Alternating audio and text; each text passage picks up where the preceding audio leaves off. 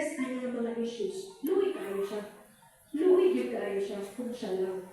No? So, hope comes in our, hope comes in our becoming one community, one voice. Hindi pwede na mag-inusara. Ang atong faith is a communal faith. It is a shared faith. So when we try to address these things, these issues, dapat na magkubang ka. So balik ka na ako, no? I would like us to go back to the central question of this recollection na akong i-share din natin. What does our faith inspire us to do, and how should we respond as pilgrims of hope? What does our faith inspire us to do, and how should we respond as pilgrims of hope? Katong na-receive na po ang invitation para din hino, ang giningon sa ako nga, kung sa akong ihatag dito sa assembly, o po lang akong ihatag diri, o niya, na-excite kayo po kay dito kaayo na ang simbahan, magpadayon o storyaan ng mga utang. Kaya importante ni siya sa atong pinagulog. No? Importante kayo siya. Usa ka objectives ato kay maka-foster o engagement in political efforts that reflect the Church's principles of justice and human dignity. Lalo man tayo sa ato ang Catholic social teachings. Right? Klaro kaayo sa ato ang Catholic social teachings.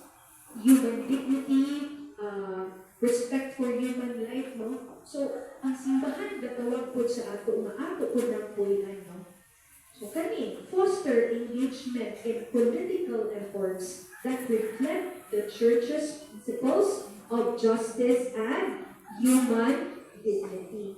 So, I hope no one in this particular assembly na mag-ingon na nano mag-apil-apil mag-yun ang simbahan anang mga social issues. We should already move past that thought. John Vianney Theological Seminary. Nailhan ako ng theologian, liberation theologian, ang pangalan Gustavo Gutierrez. He was a Latin American theologian, and he is considered as the father of liberation theology. Sa Latin America before, nabigyan ang suppression na nahitabo, especially sa mga pobre. No? So, para kang Gustavo Gutierrez, dapat na puno ang theology para mag-make sense siya. Masugod siya sa praxis. Masugod siya sa experience sa mga tao, especially atong mga naasa margin sa society, naasa periphery.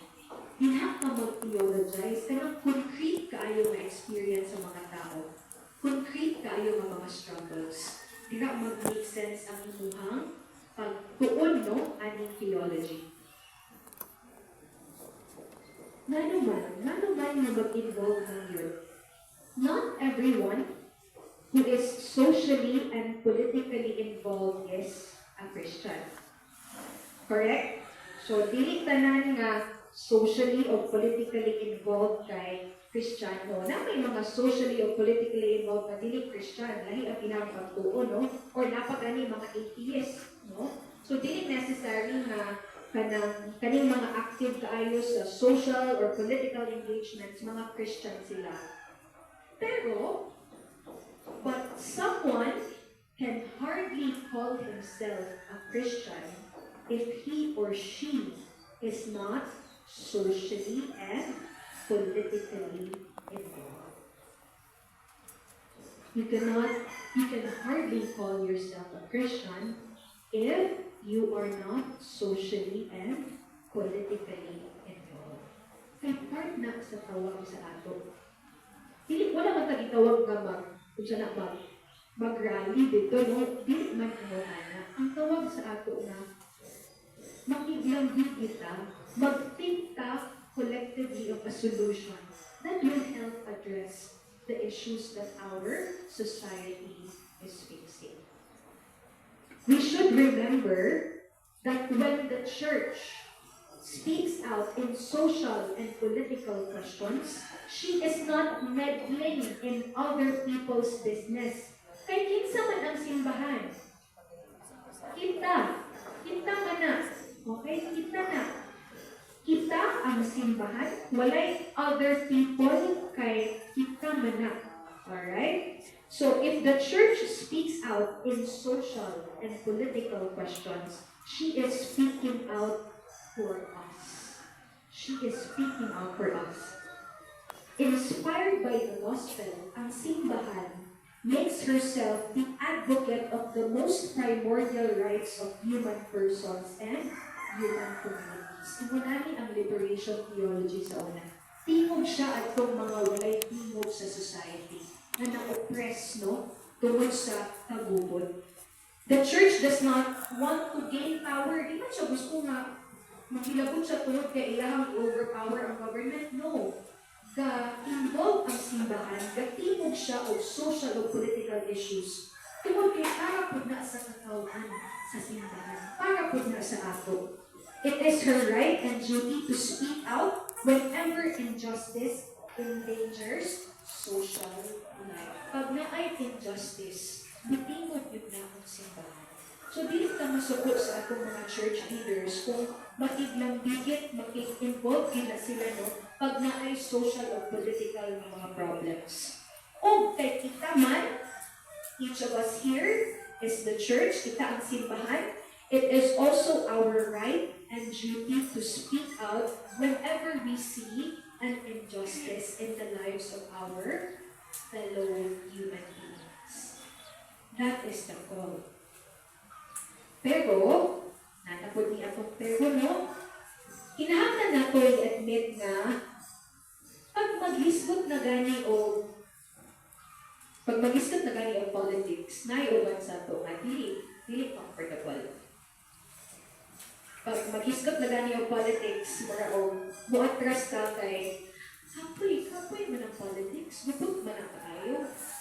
Kanang gubot, dili ka comfortable, hugaw, kunya daghan pag yun gagawad ang kinabuhi tungod sa politics, no? Especially karon nga doon na kayo ang elections, grabe na ang mga pandaon and all that. So, hugaw, gubot. But we have to remember, my dear brothers and sisters, that politics is not just elections. Ang politika, dili lang election. Dili na to equate na hayag rama, busy ang politics during elections. No. Politics is not just elections. Ang politics kay ang adlaw ng pag-uban para sa kaayuhan sa kadaghanan. Politics is part of our everyday lives. It's not just elections. So ato lang pag-uban ang mindset. Ang politika, dili lang election. Ang politika, mauna ang atong pang-adlaw-adlaw ng pag-uban para sa kaayuhan sa kadaghanan. It is very much rooted in our everyday lives. It's not just elections. Of course, no? We do our share, we do our part in helping our government. Part ng dito sa akong kinabuhi. Dili ta kanunay nga magsalig. Dili ta muadto sa atong mga leaders mag-ask, mag-solicit for trophy or medals bakaha para sa barangay, no? Or mag-ask o ayuda kay kani nga mga butang band-aid solutions lang siya. It will help us, of course. Wala ko'y problem anang ayuda. Karoon lang yun ang sistema na ang mga matagaan kay katong walang yun, naglisod yun kaayo. Pero, even that, we have to challenge. Kaya ang ayuda is what? It's just a band-aid solution. Band-aid solution lang sa. Kung leader ka, you have to think of a solution that is more long-term. Mas long-term. We demand for a hospital, a new school building. We elect people na makasabot kung unsa ang sistema ang dapat kinahanglan kinahanglan para sa atong syudad, sa atong probinsya, no?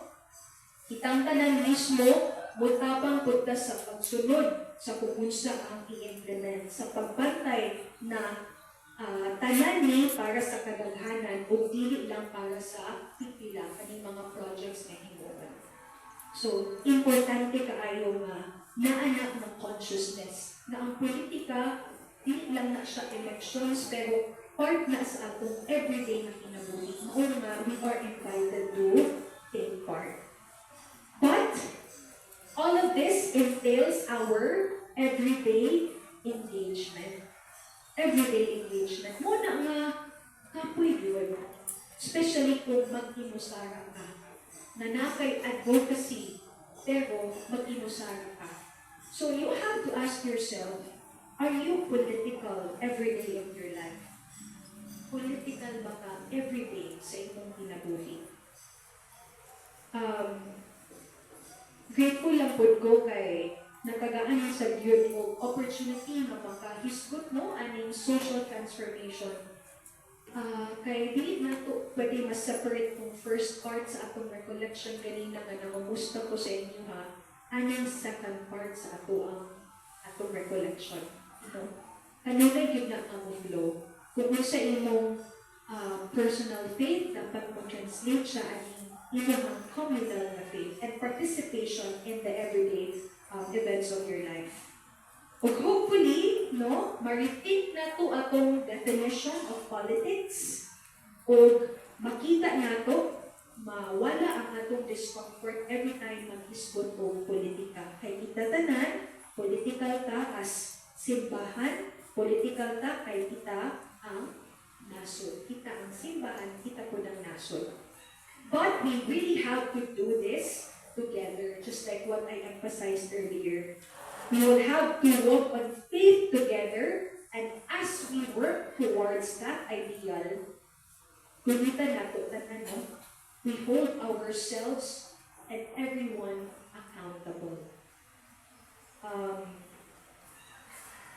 Balik ka sa point kanina, kung magsigi ta o kung ang tao magsigi og panayo o favors, personal favors, asa man nakwaon sa atong political leaders. They get it from our money still, no? Ang kaban ng bayan, kunya katong ayuda, mahimo magudayon siya o patronage system. So, kung mangayo ta, di ka mangayo para lang sa akong kaugalingon, but kung mangayo man galing ka, mangayo ta para sa kadaghanan, and we let our voices stay consistent. Dapat na ay consistency. Kaming mga gamito sa atong, we have to name the elephant in the room. Na ay mga political leaders who will really buy our votes. Na ay mga political leaders who will really buy our votes. Na ay uban na nag-ingon nga sila. Dawata lang na. Tapos, feel free to vote kung kinsa imong bukaran. So that's one school of thought. Na po'y nag-ingon nga, kung imo nang dawaton, kung ihatag sa imo, ang pagpalit sa imong boto, ingon ana lang kakabarato, gipalit yun ka. Sumusubot ka matagaan ka 100, 200, 500 in exchange of your vote. So, ingon ana ka cheap ang imong pagtanaw sa imong kaugalingon para magpalit ka anak nila. Ikatulo, asa man nila kwaon ang ilahang gipagbayad. Bawi mo na nila kung makadaog sila. Kinsa ang gansi, kita ra gihapon. Kita ra gid ang gabinuangan ani.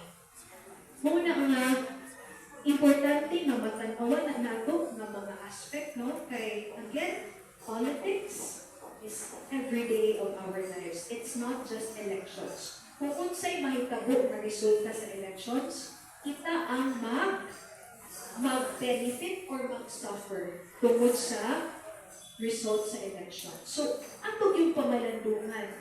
Kinsa gyud mo man ang role sa simbahan. Dili taga-advocate ko personalities na kani ang butaran kay siya.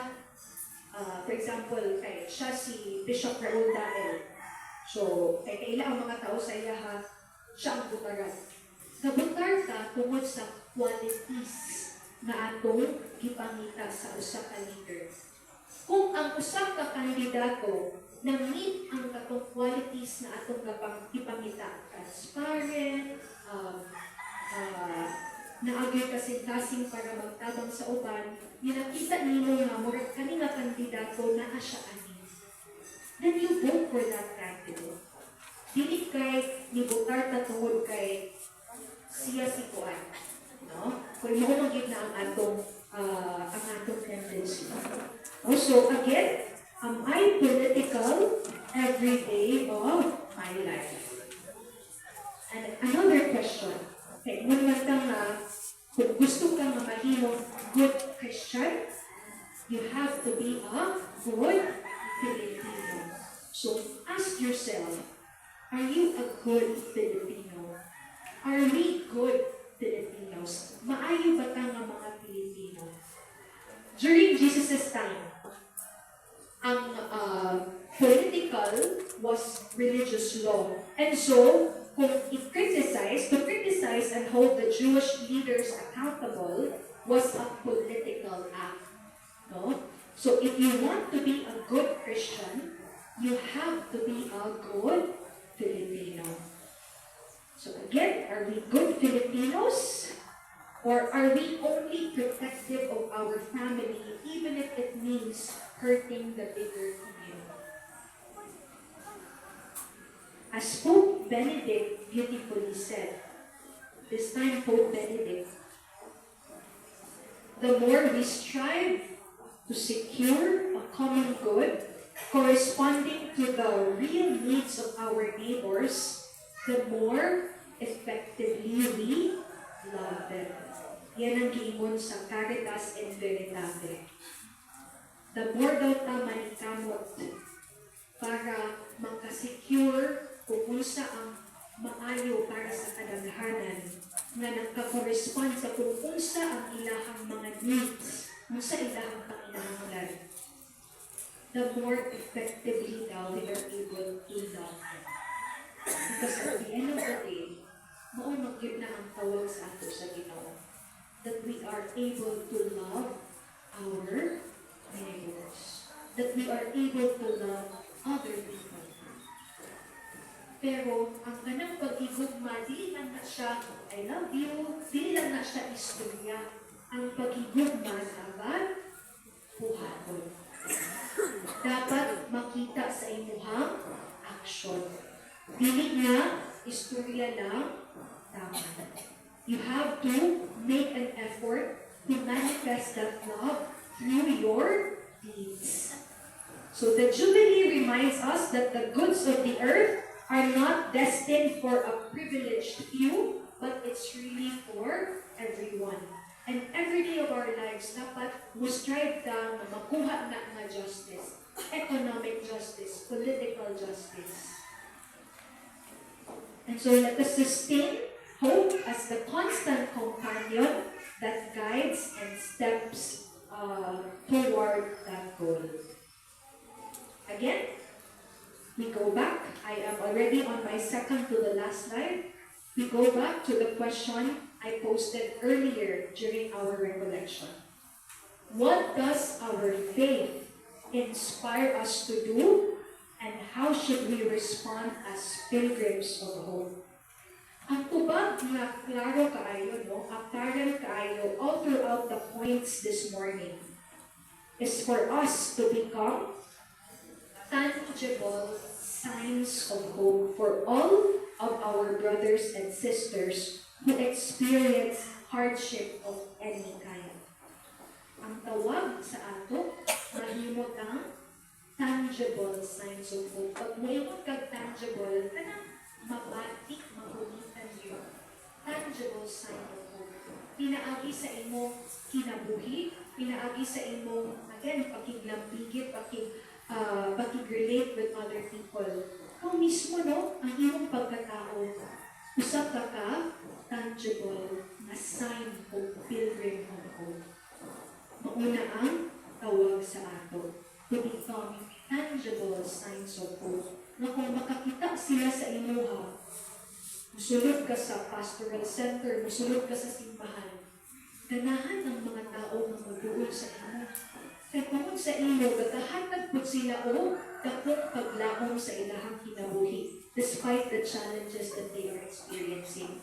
Dili nga murag parya ka at crowd nga nag-ingon kang Bartimaeus na ayaw pag-apil-apil, ayaw pagsaba-saba. That's not a tangible sign of hope. Kung gusto ka nga mahimong tangible sign of hope, you have to really start with yourself.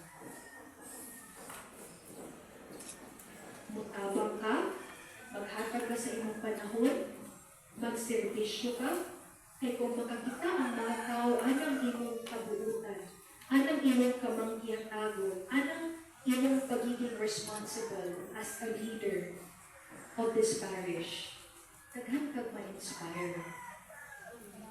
Daghan mo sunod sa imuha. Daghan mas makakita ng Jesus. Kaya ang imong person, mura pag si John the Baptist, ang imong pagkatao, maupoy nagtutlo sa ilaha na mailhan ko nila si Jesus. More na importante that we become tangible signs of God.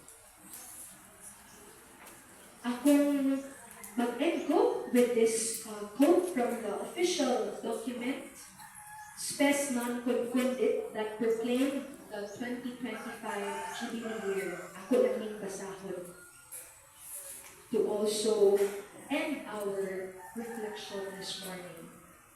Surely, or maybe we can all read it together. Okay? Surely, we need to abound in hope so that we may be able to offer a smile, a small gesture of friendship, a kind look, a ready ear, a good deed in the knowledge that in the Spirit of Jesus, these can become, for those who receive them, rich seeds of hope. In the name of the Father, and of the Son, and of the Holy Spirit.